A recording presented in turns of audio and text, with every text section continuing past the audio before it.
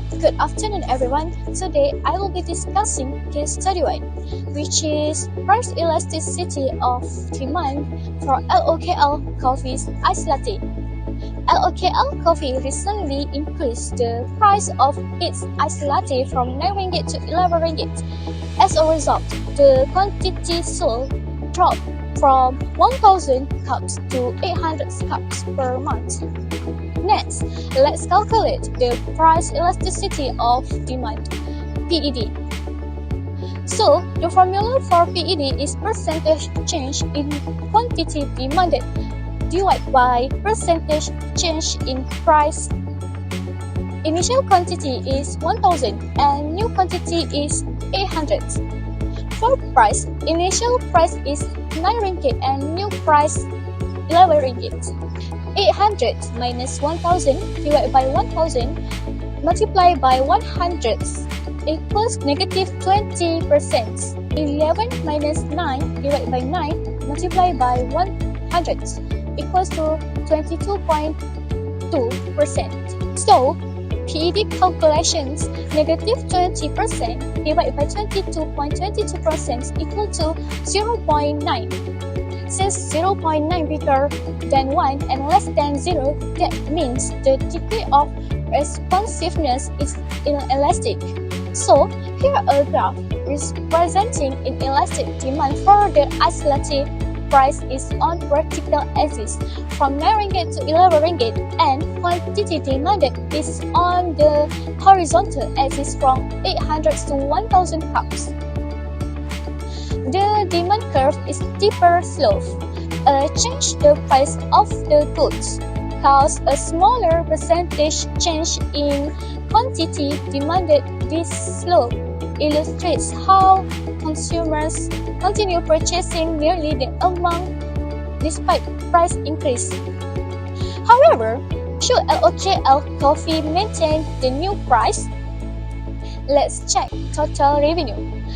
At the original price of 9 ringgit, 9 multiplied by 1,000 equals to 9,000. 11 multiplied by 800 equals to 8,800.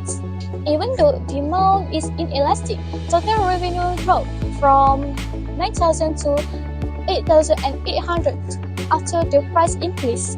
This shows that the reduction in quantity sold from 1,000 to 800 outweighed the higher price. Thus, LOKL Coffee should not maintain the new price of 11 ringgit.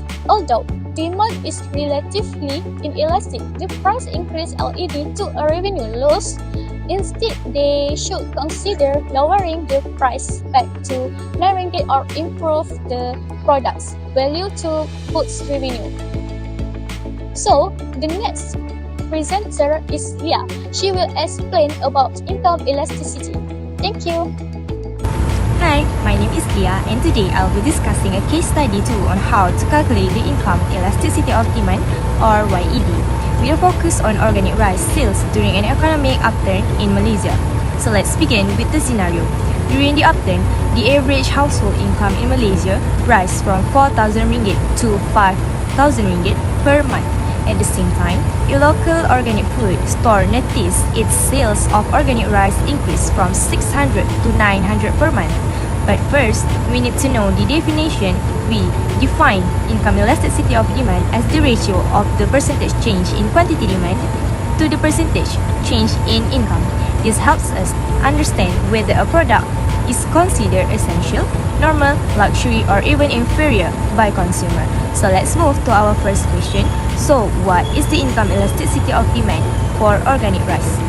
The formula is percentage change in quantity demand of organic rices divided by percentage change in household income.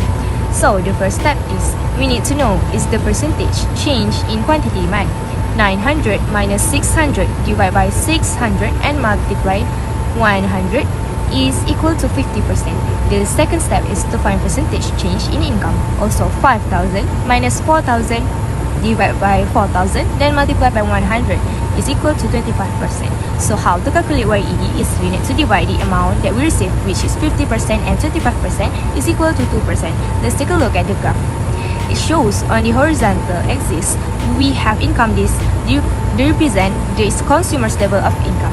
On the vertical axis, we have quantity demanded, how much of a good is purchased. First, let's look at the curve labeled normal good. As income increase, the quantity demanded increase too, but at a moderate rate. This reflects a positive income elasticity, but less than 1. Goods like basic clothing or household items fall into this category. Now, look at the steeper curve. This is a luxury good. Here, even a small increase in income leads to a large increase in quantity demanded. That's how the curve is much steeper. Luxury goods have a YED greater than 1. Think of organic products, luxury cars, or branded gadgets. Finally, notice the downward sloping curve. This represents inferior goods. As income increases, the quantity demanded actually falls. This negative relationship gives us a negative YED goods like instant noodles or second-hand clothing often fall into this category. People buy less of them when they can afford better options. So, this graph shows us how the quantity demanded responds differently based on the type of good when income changes. It helps businesses and policymakers predict consumer behavior during economic changes. So, let's move to the second question. Now, how do we interpret this result? A YED of 2 means that for every 1% increase in income, the demand for organic rice rises by 2%. This tells us that organic rice is a luxury good. As people's income grows, they spend proportionally more on higher quality products like organic rice. So, what should the store consider for the future? During economic growth, the store should anticipate higher demand for organic rice and consider increasing stock, expanding product lines, and promoting premium organic options. During a downturn, demand for organic rice may fall sharply, so the store should prepare by diversifying into more affordable options or running promotions to maintain their sales. So that's all. My name is Hari Amni, so I will be presenting case 3, cross elasticity of demand, SED. So the question is, a fast food chain in Malaysia noticed that after the price of fried chicken at competing chain dropped from 12 ringgit to RM10 ringgit, the sales of its grilled chicken burgers decreased from 2,000 to 1,600 units per week. Question A, we need to calculate the cross elasticity of demand SED between fried chicken and grilled chicken burgers. Formula given is equal to percentage change in quantity demand of grilled chicken over percentage change in price of fried chicken. So the equation is equal to quantity demand A1 minus quantity demand A0 over quantity demand A0 times price B0 over price B1 minus price B0. So for the quantity demand A0 is equal to 1,600. Quantity demand A1 is equal to 2,000 and price B0 is equal to 12. Lastly, the price for B1 is equal to 10, which is equal to 1,600 minus 2,000 over 2,000 times 12 over 10 minus 12. So which is equal to 1.2. The formula to calculate midpoint is equal to change in quantity demand over sum of quantity demand divided by 2 divided by change in price over sum of price divided by 2, which is equal to quantity demand A1 minus quantity demand A0 divided by quantity demand A1 plus quantity demand A0 divided by 2 over price B1 minus price B0 divided by price B1 plus price B0 over 2, which is equal to 1,600 minus 2,000 divided by 1,600 plus 2,000 divided by 2 over 10 minus 12 divided by 10 plus 12 divided by 2, which is equal to 1.222. For cross elasticity of demand SED show that when the price of fried chicken decreased from RM12 ringgit to 10 ringgit, the demand on grilled chicken also decreased from 2,000 to 1,600. So the graph show that it is a positive relationship between the price of fried chicken and demand on grilled chicken. Question B, the question asks, what does this value imply about the relationship between two products? How should the fast food chain response. So for the interpret of result is, since SED is positive, grilled chicken burgers and fried chicken are substitute goods. This is because a price drop in fried chicken caused a drop in demand for grilled chicken burgers. For the recommended strategic response is, the owner need to reducing the price of grilled chicken so that they can stay competitive between the fried chicken of other stall, and the owner can differentiate the product between the grilled chicken and fried chicken, which is grilled chicken is more healthier than fried chicken. Today, I will be explaining about case study 4, which is price elasticity of supply. So, I will read the question first. A local durian farm in Pahang increased the selling price of Musang King durians from 45 ringgit to 60 ringgit per kilogram. In response, the farm increased supply from 500 kg to 700 kg. In this case, we are analyzing how the quantity supply of a good responds to a change in its price using the concept of price elasticity of supply.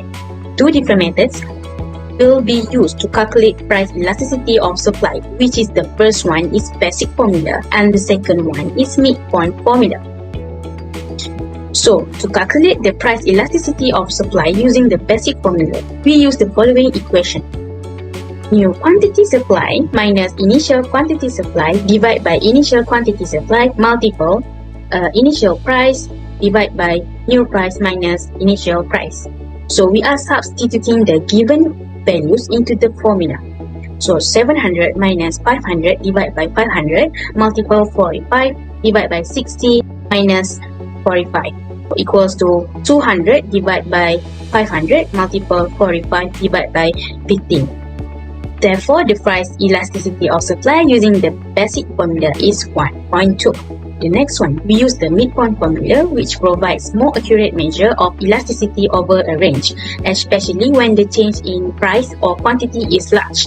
The formula is new quantity supply minus initial quantity supply divided by new quantity supply plus initial quantity supply divided by 2 over new price minus initial price divided by new price plus initial price divided by 2. So we are substituting the given values into the formula.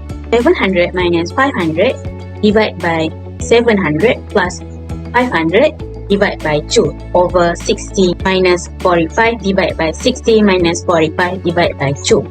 The price elasticity of supply using the midpoint method is approximately 1.17.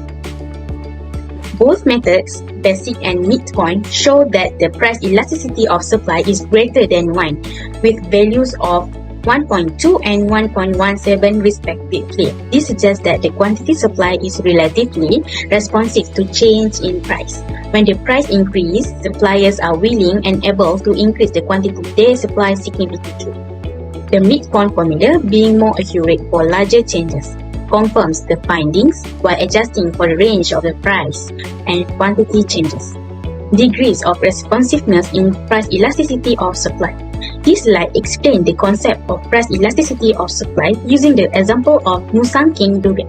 It shows that when the price increases from 45 ringgit to 60 ringgit, the quantity supply increases significantly from 500 kg to 700 kg. This indicates that the supply is elastic because a small percentage change in price leads to a larger percentage change in quantity supply.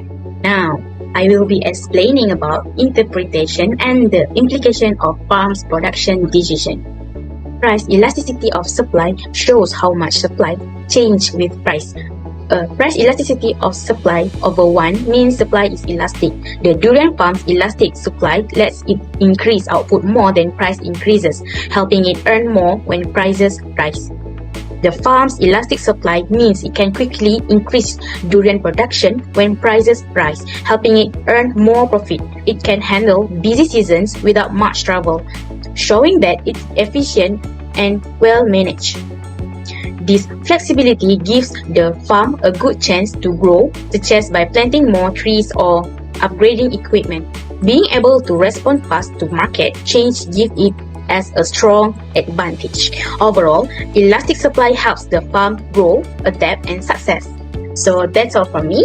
Thank you. Bye bye.